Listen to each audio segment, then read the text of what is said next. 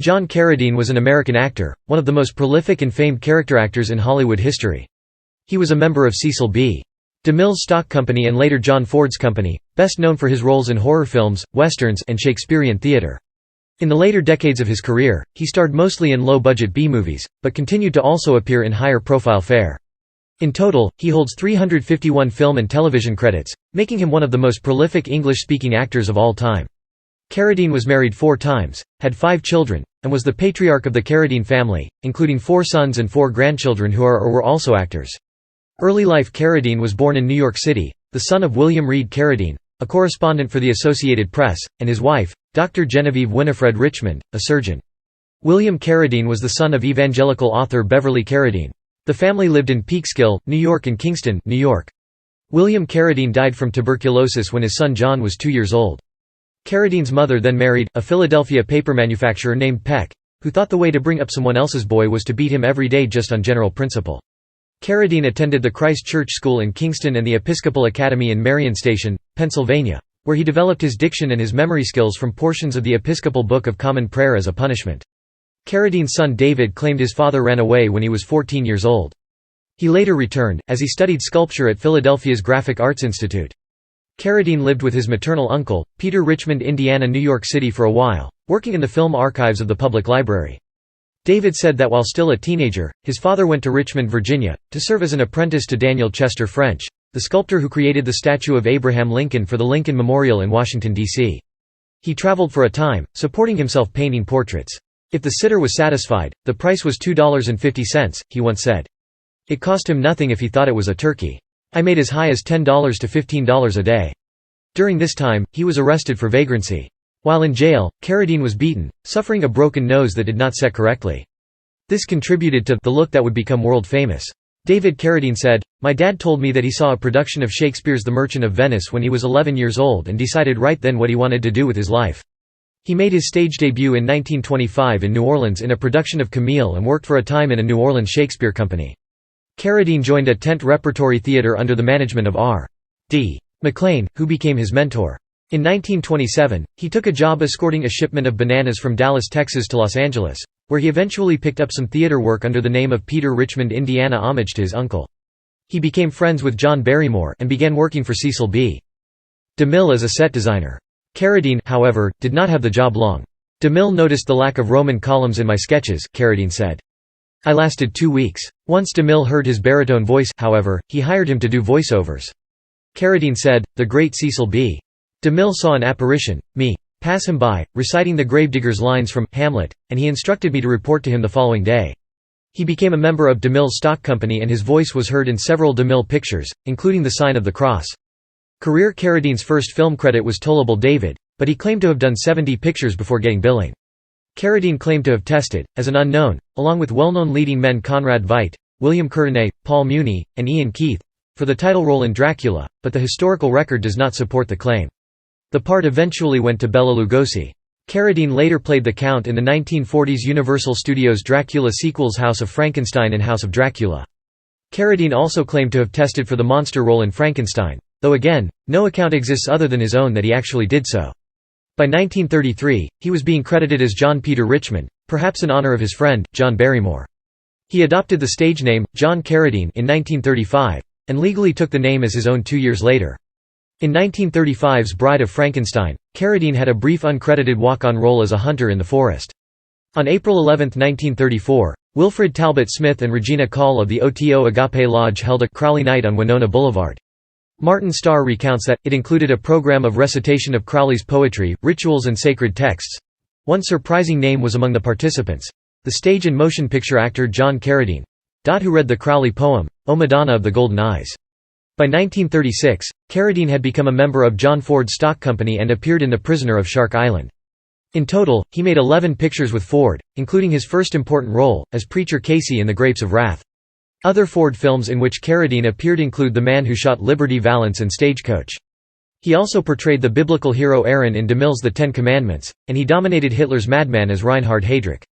Carradine did considerable stage work, much of which provided his only opportunity to work in a classic drama context. He toured with his own Shakespearean company in the 1940s, playing Hamlet and Macbeth.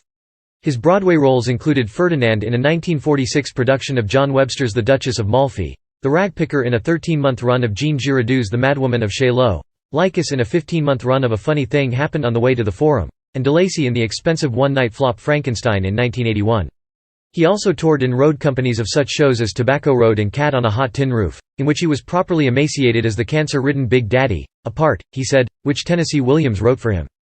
Carradine claimed to have appeared in more than 450 movies, but only 225 movies can be documented. His count is closer to fact if theatrical movies, made-for-TV movies and television programs are included. He often played eccentric, insane, or diabolical characters, especially in the horror genre with which he had become identified as a «star» by the mid-1940s. He occasionally played a heroic role, as in The Grapes of Wrath, in which he played Casey, the ill-fated preacher, and he occasionally played a sympathetic role, as in Son of Fury, the story of Benjamin Blake, in which he played Blake's shipmate, who escapes with him to a tropical island full of riches. He appeared in dozens of low-budget horror films from the 1940s onwards, to finance a touring classical theatre company. He also played a small but important role in the very high-budget comedy The Court Jester, which was at the time of its release the most expensive comedy film ever made. He sang the theme song to one film in which he appeared briefly, Red Zone Cuba. Carradine also made more than 100 acting appearances on television over a period of 39 years. His first performance on the small screen was on the Dumont Television Network in 1947, when he played Ebenezer Scrooge in a broadcast presentation of A Christmas Carol. His final role on television was in 1986 as Professor Alex Stottle on a revival of the classic series The Twilight Zone, in an episode segment titled, Still Life. Some examples of other television series on which he appeared include My Friend Flicka, Johnny Ringo, and Place the Face, NBC's Cimarron City as the foreboding Jared Tucker in the episode, Child of Fear, and on William Bendix's Overland Trail in the 1960 episode, The Reckoning, on Harrigan and Son starring Pat O'Brien in the episode, A Matter of Dignity, Maverick in Red Dog, starring Roger Moore and Lee Van Cleef, Sugarfoot, The Rebel, and The Legend of Jesse James, on the syndicated adventure series Rescue 8 with actor Jim Davis and in 2 episodes of the Western TV series Bonanza. John Carradine also appeared in 1959 as the mind-reader in the Rifleman episode of the same name. Carradine also made recurring appearances as the mortician Mr. Gateman on the television comedy series The Munsters. He appeared as well in both of Irwin Allen's classic 1960s science fiction television series Lost in Space and Land of the Giants.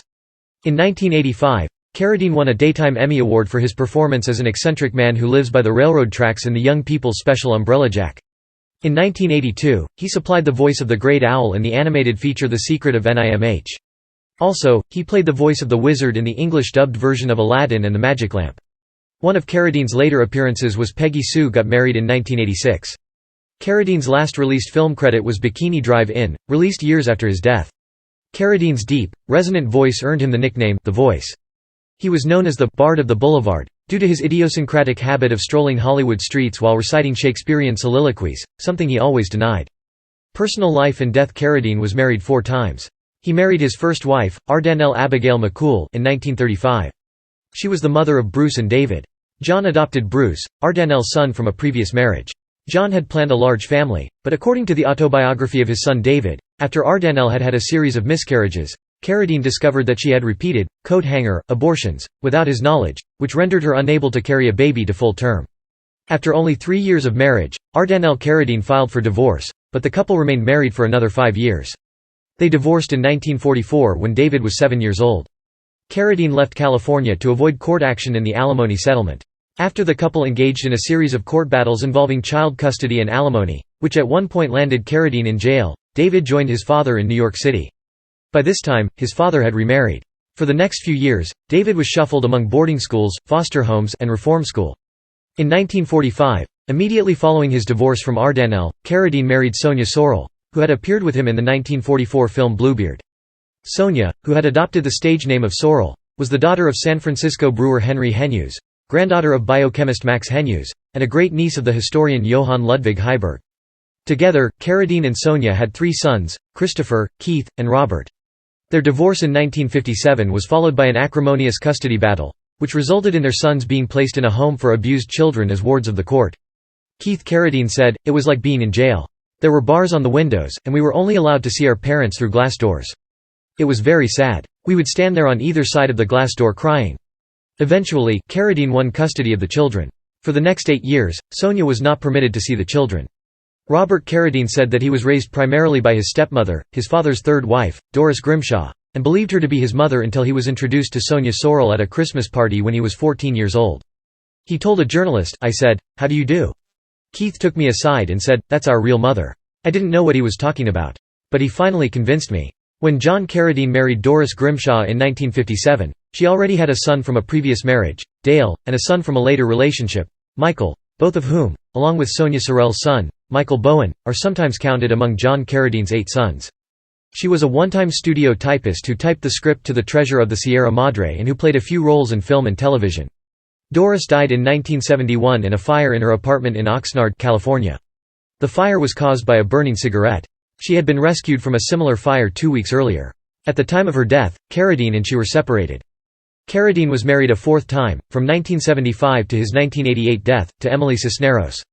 Semi-retired, Carradine suffered from painful and crippling rheumatoid arthritis before he died from heart and kidney failure at the Fedbenefratelli Hospital in Milan, Italy on November 27, 1988. Hours before he was stricken, he had climbed the 328 steep steps of Milan's Gothic cathedral, the Duomo. According to David Carradine, his father had just finished a film in South Africa and was about to begin a European tour.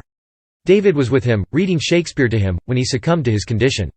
By the time David and Keith Carradine had arrived at their father's bedside, he was unable to speak. "I was told that his last words were, 'Milan. What a beautiful place to die.'" David recalled, "But he never spoke to me or opened his eyes. When he died, I was holding him in my arms. I reached out and closed his eyes. It's not as easy as it is in the movies."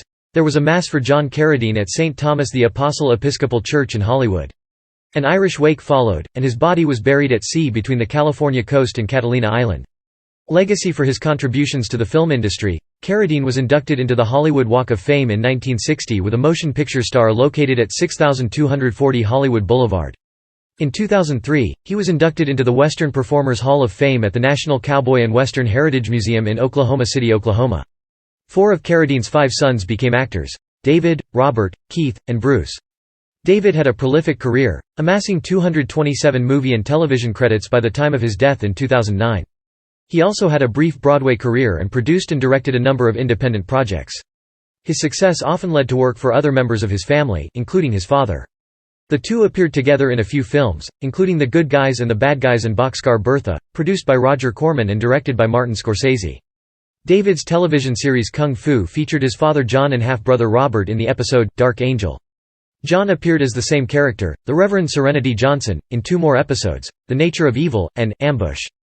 David's brothers Bruce and Keith appeared in the series, with Keith playing David's character as a teenager for a brief period. David, Keith, and Robert appeared together in a humorous cameo on The Fall Guy, on an episode titled, October the 31st, in which their father co-starred. Robert appeared with his father in an episode of the first Twilight Zone revival television series in 1986. The episode segment titled, Still Life, featured Robert as a photographer who discovers an unusual camera and his father as a college professor who helps him discover the camera's secret. David's daughter Callista, Robert's daughter Ever, and Keith's son Cade and daughters Martha Plimpton and Sorrel are all actors. David's daughter, Kansas, rides horses in rodeos. John's son Christopher is an architect and vice president of Walt Disney Imagineering.